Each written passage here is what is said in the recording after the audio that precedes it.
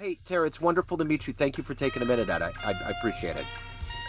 Yeah, thank you for having me on. Sure. So let's begin our conversation before we get into your life as an entrepreneur and a real estate pro by asking you this.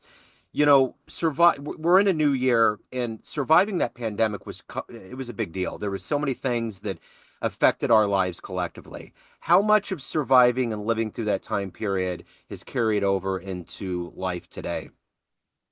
So for me, it's funny you talk about COVID because actually me and my brother had decided to start our business right before COVID hit.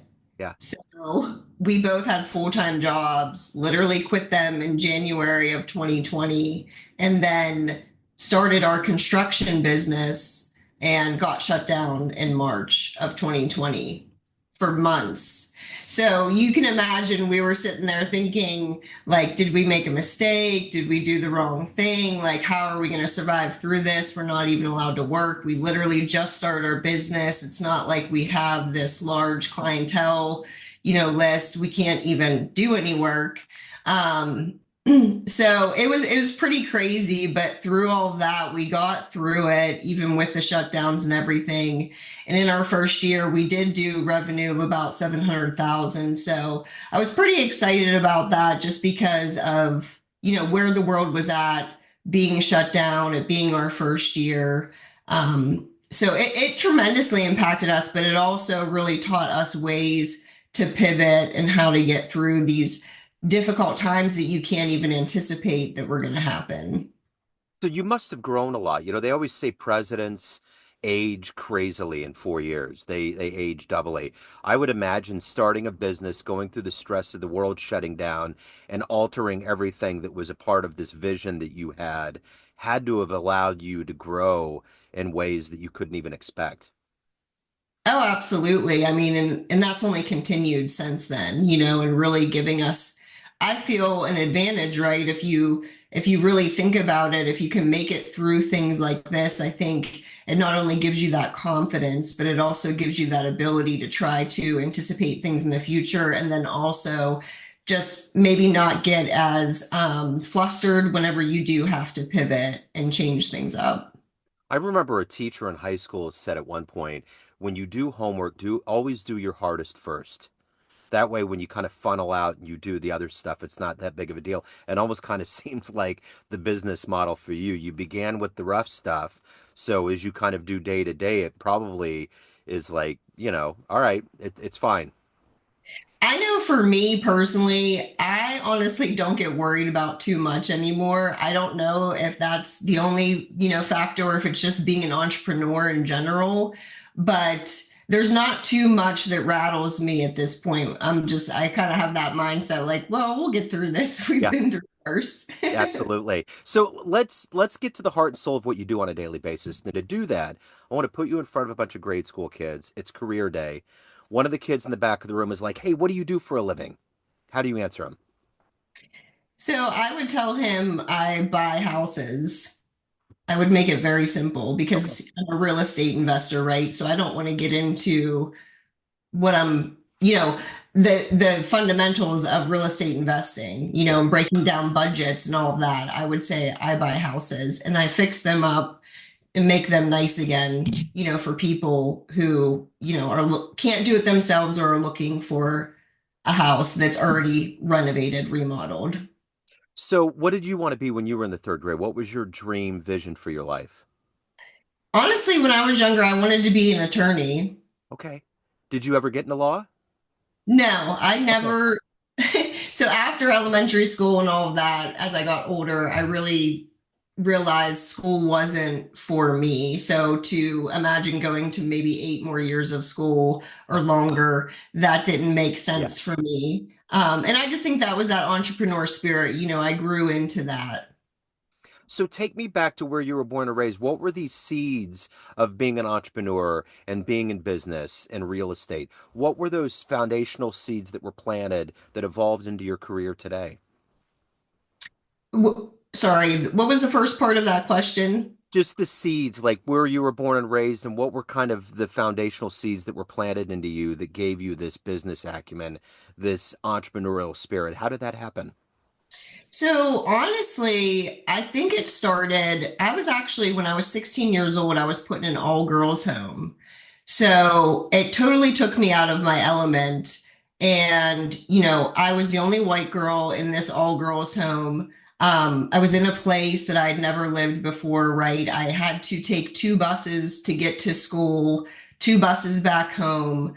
I had a job after school. So I learned at a very young age, I guess you could say, discipline and what it took to survive.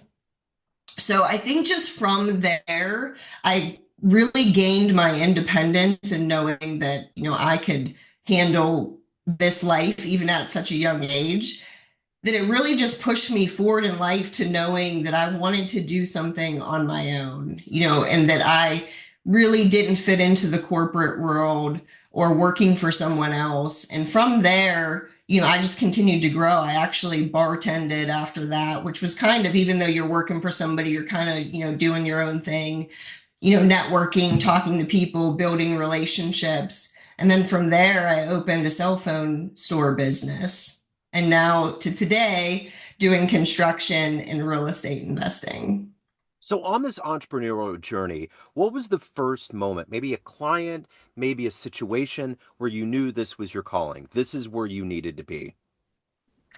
So I think just from my life in general, I really had this calling that I wanted to help people, but I couldn't figure it out. I didn't know, like, what does that look like? How do I do it? And even still today, I'm figuring it out.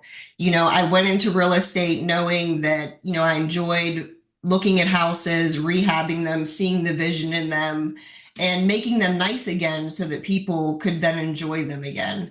But I really dug deep into what is my purpose, what is my passion, and that, always came back to helping people. So now I'm actually getting into the high schools and I'm going to start teaching kids about passive income and about budgeting and credit and all these things, right? That I just feel are very basic life skills to help them have that foundation to set them up for success that I honestly wish I would have had, whenever I was in school. And it's just not a part of the curriculum. It's crazy the things that we have to learn in life that just simply aren't a part of that world. Mhm. Yeah, Yeah. I think we're missing the fundamentals of life skills when it comes to school. It's very much the trajectory is to go to college, but the facts are a lot of kids, we're all different for a reason. There's people who want to own their own businesses, there's people who want to do trades. So the more I think we can diversify it for the kids so they don't feel like they're doing something wrong because they don't necessarily want to go to college. Um, I think the better off they'll be in just setting those foundations for them. So who's been kind of a hero for you? Who's been an inspiration for you in your career?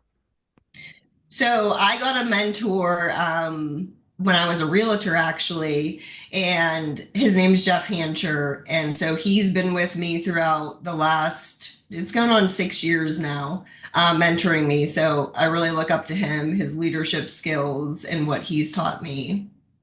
So, in the world of entrepreneurship, if you could meet one that's alive on the planet right now that you admire, you look up to what they do, ask them questions, someone that may help you on your journey, who would you love to meet and hang out with?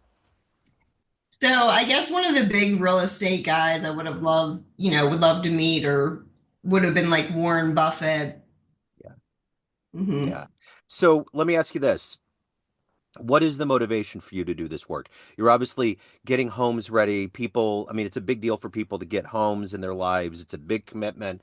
What is ultimately the motivator for you every day to not only do that, but to be an entrepreneur, to evolve as a human being yourself? What is that collective motivation to be at the top of your game and to do what you do? So for me, I want to create generational wealth with an entire community. And I know a lot of people think generational wealth means that you have to be a millionaire or something like that. But, I feel you have to meet people where they're at. And there could be people that honestly, their family has never even owned a home. So that's what gives me motivation behind this is being able to create that generational wealth for that person that maybe that's just buying the first home in their family and it's something that they can pass on to their generations to come. So let's say you have a dream tonight. You run into that 16-year-old version of you before you go to the girls' school, and you could give that version of you a piece of advice based on this life you've lived, the wisdom you've accumulated over time. What advice would you give your younger self? I think to not think that you know everything, I think that's really hard for teenagers, to be honest. Your brain is changing. You're coming into this time of independence. You really think that you know it all. And it's just like slow down, take a moment and really listen to what people are telling you. Because if somebody's trying to instill some value in you, there's a reason for it. They have the experience, they have the wisdom, they can see something in you, and they're trying to share it with you. What's the best advice you've ever gotten? um that's a good question. I think the best advice I've ever gotten is that this life is about building relationships. It's Yeah, not about business. yeah. So, of everything that you've done and accomplished in your life, what are you the proudest of? My kids. Yeah. How about in the business professional world? What accomplishment, what have you done that has been on the top of the list? The biggest accomplishment is getting into these schools for me at this point and being able to go in and talk to these kids and build relationships with them and really hoping to be able to set up a foundation for success for them, that they have, a better start than I did. So the one thing about being an entrepreneur is that the foundation of it is risk. You have to risk things. What's the Mhm. biggest risk that you've ever taken? I think starting a business in general was probably the biggest risk. You put everything into it. I put personal money into it. I quit my full-time job. There was nothing else. And I think honestly, that's probably good advice to tell people too, is when you go after it, you need to go after it. There needs to be no plan B, because when you have a plan B or something to fall back on, you're not going to put 100% of your effort into it. So at the end of the day, Tara, everyone has a perception of you. Family, friends, clients, everyone that works with you, but you run the show. What's your perception of you? Who do you think you are? Who do I think I am? I think that, I am a person who came from many different obstacles. I think I can relate to a lot of different people just through what I've been, what I've experienced throughout life and the different challenges. I think that I'm a leader. I think that, at heart, I just want to help people and encourage them because of what I've been through and where I've come from. I just want to encourage people that it doesn't matter. None of that matters, literally, none of it. Yeah. You choose your destiny. So what's the greatest thing about living in Pittsburgh, Pennsylvania? You get all four seasons in one day. Sounds like Kansas City. Wow. Hey, so if anyone wants to reach out, they're curious, they have questions, they want to hire you, any of the good business, how do they do that? So you can find me on any of the social media platforms under my name, Tara Zaluski. We also have a website at www.rtz.one. That's ONE one. So it's different. A lot of people get caught up on that, but it's Tara Zaluski. Okay. Tara, thank you so much. I appreciate your story. I appreciate your time. Have a great new year. Thank you so much. Cool.